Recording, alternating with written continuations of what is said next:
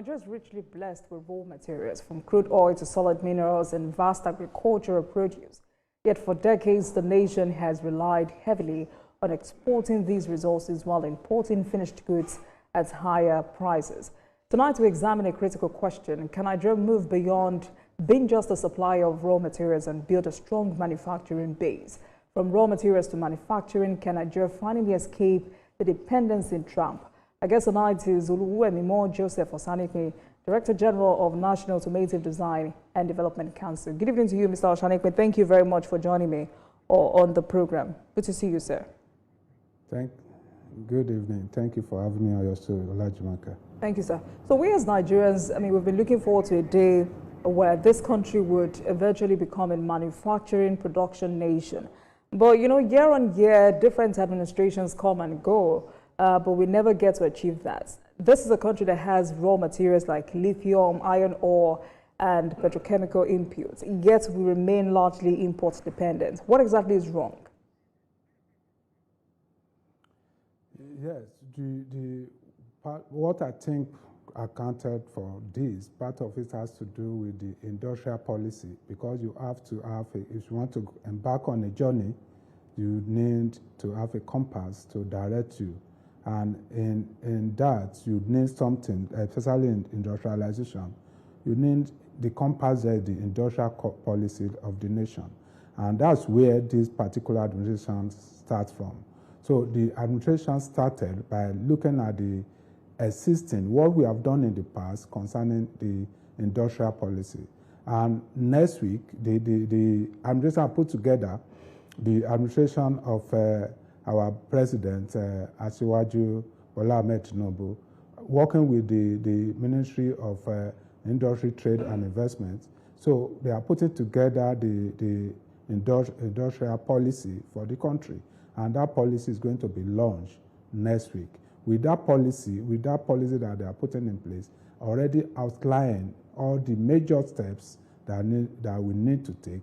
And in putting the policies together, all the stakeholders in the important sectors, let me say all the sectors, because all the sectors are important, that are needed to provide raw material or other things to make industrialization successful in Nigeria were involved. So we in Auto were also involved. And in Auto, for example, we've identified some of those things that we need to do, even if we have to start at the, let me say, if we have to start start small, we have to start and start building on whatever we are doing. All right, so if when we get it right from the industrial policy, we'll be able to get it right.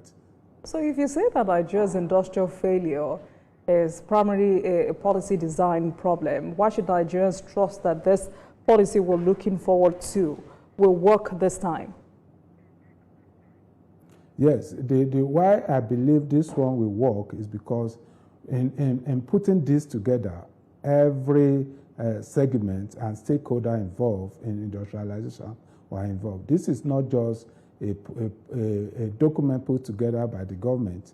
It's a document put together by government, private sector, and everyone that need to play a role. Those that were involved in the raw material, those that were involved in setting up the industry, and then try to look at what are the challenges. Because if you put it together by one, let me say, government, you may not identify, or you may not appreciate enough the challenges that our manufacturers are facing. So with the manufacturers involved, we already identified those challenges that we need to tackle. Some of them have to be tackled by the government. Some have to be tackled by the industrialists, or some have to be jointly addressed by everyone involved. So that's why we have great hope that this one will be better.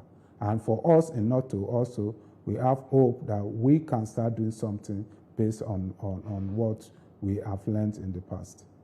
Okay, so if you say this, we're anticipating that this would be better, does it also mean that, in past years or past administrations, Nigeria's political economy has been fundamentally anti-industrial? Is it possible that this is not an elite problem? Because I would have loved to ask you if it is possible that elites benefit more from imports than local production. Is rent-seeking more profitable than manufacturing? Can I mean, at the same time, can industrialization occur at scale without stable 24/7 power? Without what? Stable electricity. Okay, thank you. Yeah, we also, I'm sure when you call a lot of industrialists and the question they will ask you or what they will say is everyone would complain about power. But again, we've seen the government has invested a lot on power and also on renewable energy. That is power, off-grid power. So, yeah. For example, in our sector, most of the facility we are building, we always emphasize we have to either depend on hybrid or try as much as possible to be off-grid. There was a time we were discussing with some triple AM, that is an association of African manufacturers, auto manufacturers, and it comprised of top OEM, the Toyota of this world, Mercedes, Ford, and all of them.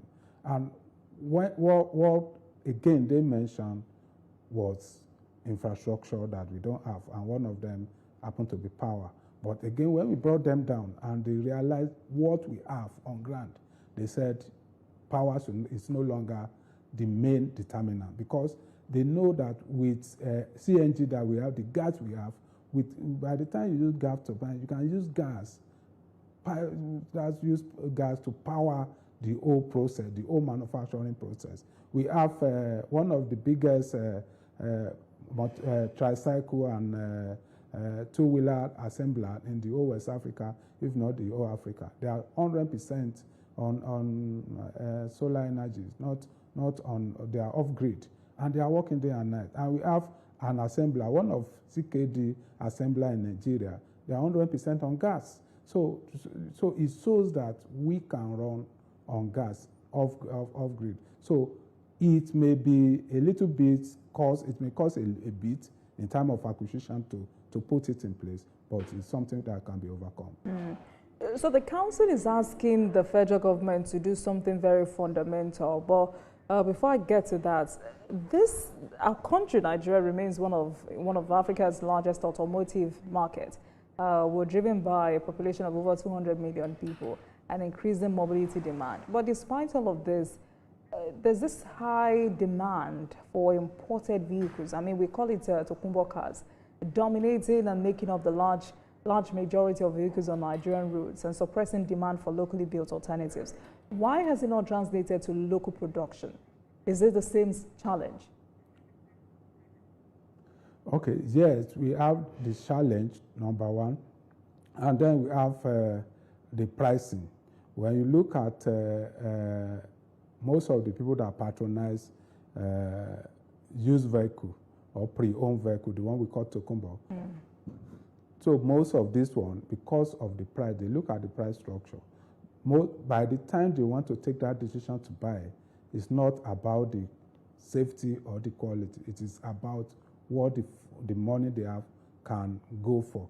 But again, a lot of people were discussing with a team last week, and they were surprised that they could get vehicle for 25 million, new vehicle for 25 million in Nigeria, assembled vehicle for 25 million, car, and they can even get some for 35 million, that is a mini SUV, for 35 million. But because a lot of us did not fail to find out, and because we already assume that a new vehicle is out of our reach, and that's why we have with that discovery, we are meeting with some of these assemblers so that they can put across the product they have to Nigerians, so that more Nigerians can see this and then be able to access that.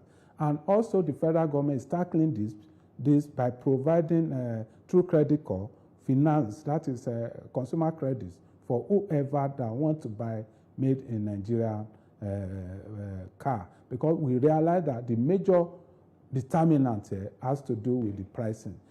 Again, a lot of things are contributed for the price, for the kind of price we have in Nigeria. The cost of fund is part of it, and then our inability to produce a lot of raw material. And that informed the decision we have taken in the last few months to ensure that we focus more on component part development, where we'll be able to build some of the component parts that are being imported build them locally so that we stop importing them to Nigeria. If we build them, then we will stop import, and by so doing, we'll be able to drag down the price of the finished product, which is car or SUV, any type of vehicle. And your council is urging the federal government to ban tires, battery imports, so the country can save 1 trillion naira. What the council is saying is that the country already exports too much of the money that could grow its local factories. But again, the questions I would like to ask you tonight is, do Nigerian manufacturers currently have that production capacity and quality standards to meet national demand? Okay, for capacity, as of today, the installed capacity of local assembler is about above 400,000 units, and this can go a long way in meeting our demand. And let me state also, no country produces 100% of their vehicle demand. You export part of it and you bring in part of it.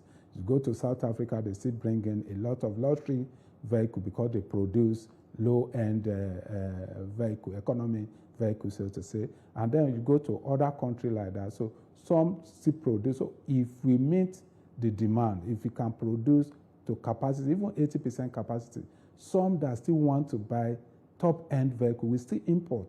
So we don't have problem with that. But what we are saying is, to a certain extent, we need to produce and meet minimum about 80% of our market demand. No matter your installed capacity, you are not going to meet everything. Some will still prefer, they still have choice for, or they prefer some particular model, and they will always go for that. That's the way it is worldwide. So in any country you get to, you still see some foreign vehicle in those companies. So we believe with what we have, with enough support, with enough patronage, Nigeria will gradually increase the production, and we can get to that capacity. Again, let me add, by the time those that are still sitting on the fence, that have not made that investment decision, by the time they see the kind of market that we are building, we are expanding the market locally, they will be willing to come. Even if the installed capacity today cannot meet that demand, by the time we start production, other will join come and invest in auto industry in Nigeria, and gradually we will meet the demand. Is this ban the most effective industrial policy too, or are there smarter alternatives? Why we're not talking about introducing phased localization targets instead of asking the federal government to totally ban this? Okay, let me first of all correct this. We are not saying federal government to ban totally use of pre-owned vehicle to come up. What we are saying is we are talking about safety and standard.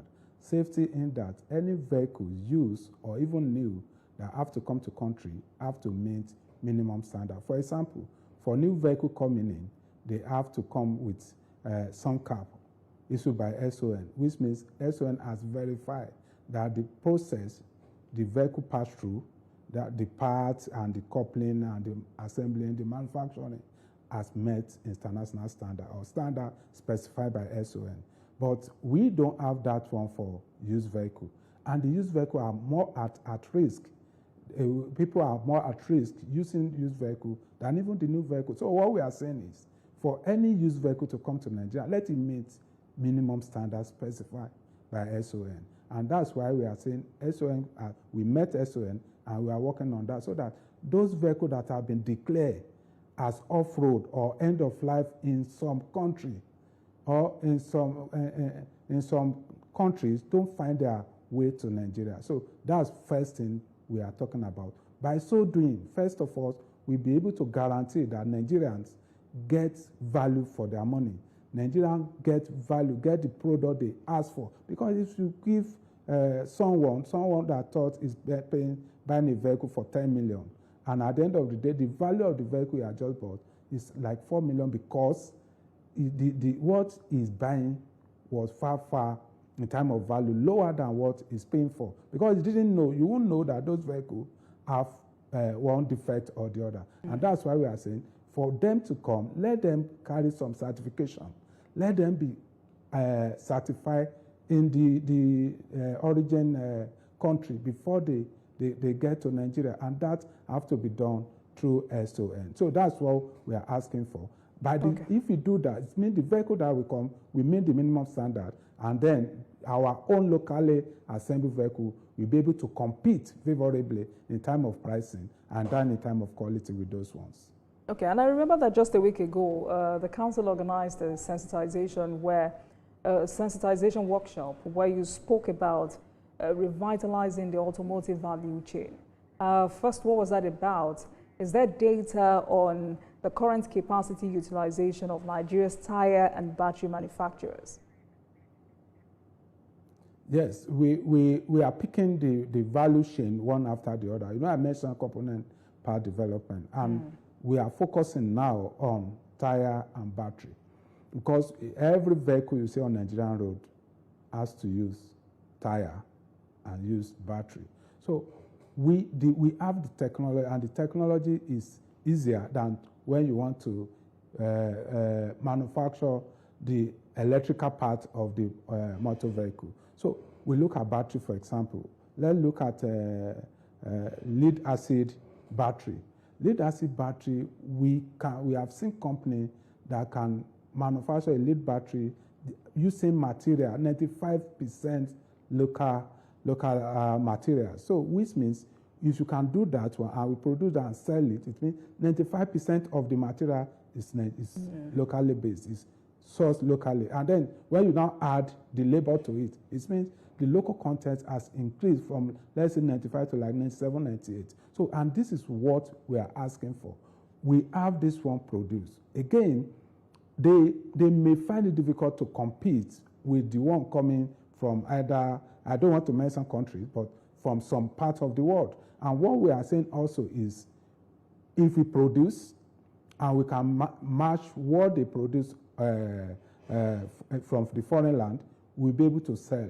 The company producing locally, we have asked them, we brought them up, we asked for the challenges they are facing, and they have given us some which I'm not going to say here, but we are working on them. Some we need to discuss with some other agencies on how we can tackle part of the challenges they are having. So we want to bring all of them up, know what they are facing, and then be able to address them. If it is in time of finance, we'll be able to link them up with Bank of Industry or other banks that can offer finance support at a reduced interest rate or low interest rate. This is why we are doing this. Because but really, Mr. Oshanikwe, by the time, please pardon me, how many functional battery manufacturing plants are currently operating at scale in this country? Are we witnessing growth, stagnation, or decline over the past 5 years? And I also learned that Nigeria has natural rubber production capacity and with our significant mineral resources. So why are tires manufacturers still heavily dependent on imported inputs? Okay, so for battery, we have about 3 that are manufacturing, that have the capacity to manufacture a lot. But as I said to you, only 1 or 2 are even manufacturing at about 60% capacity. Oh. We have one that is not even manufacturing at all, doing manufacturing at all. Then in type of tire, we have about 2 also that have the capacity to do tire. We have one that is doing a tire retrending, and these are we need to understand the technology of tire retrending. We need to understand the technology of manufacturing new tire. So we've met those in that industry too. Currently, we don't have the capacity in Nigeria to meet the local demand, but we have to start from somewhere. We have to start by focusing on a particular type, a particular brand of don't let me say brand, a particular type of tire that we can produce here and gradually start expanding the scope. By the time Nigerians know that we are producing quality, and by the time the investors see that the governments and we are very serious and we are pushing this, a lot of other investors will come in. We have discussed with some foreign organizations that they've told us that we can bring forward those that are manufacturing this. They want to support. I don't want to mention the name now, but they said if you can work with them, identify them, bring out their challenges. If it is funding, they are ready to provide those kind of funding to support local manufacturing. So quickly before I let you go, Mr. DG, we're looking forward to a new policy framework that should take us out of this dependency trap. So if we reconvene or have this discussion again in the next 5 years now, what measurable indicators would prove that Nigeria has truly escaped this trap, this dependency trap? Quickly, sir. Please, can you repeat the question again? Because we're looking forward to a new policy framework, so I'm asking if we have this discussion again, and hopefully this works this time. So if we have this conversation again in the next 5 years, what are those measurable indicators that would truly prove that Nigeria has escaped this dependency trap? Did you get that? Oh, yes. So I know by the time, in 5 years' time, we want to see, for example, in automotive, we want to see automotive that have grown from the little we are contributing to GDP. We want to at least triple whatever we are contributing currently to GDP. And we want to see building capacity, because for any policy to work, you must have capacity, that you have to build capacity that will be able to match or be able to support whatever policy you put in place. So in this regard, we want to build the capacity. And what we are doing in that regard is to ensure that the necessary education that our people are supposed to have, the necessary training they're supposed to have, skill they're supposed to acquire, we are making sure that they acquire those skills. And the manual they're supposed to have, we are doing that also. All right, so then. we make sure that we provide that capacity. And then the percentage of local importation, we want it to drop drastically, at least by 50%. All right, then. Thank you so much. Great conversation. I mean, hopefully this works, because this country cannot continue to import. Thank you so much for your time in the program. Oluwemimo Joseph Oshanik is the Director General, National Automotive Design and Development Council. Thank you so much for speaking with us.